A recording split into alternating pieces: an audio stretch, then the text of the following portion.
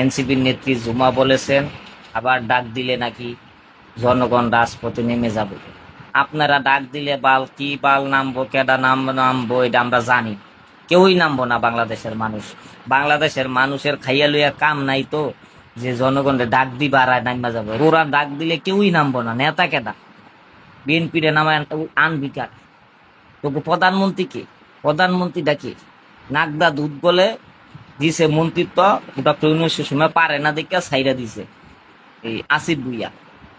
আবার ওই নাহিদ ইসলাম ওদি সাইরা দিছে, পারে না দেখা মন্ত্রিত্ব সাইরা দিছে। একটা মন্ত্রী চালাইতারে না, হে প্রধানমন্ত্রী হয়ে যাবো গা।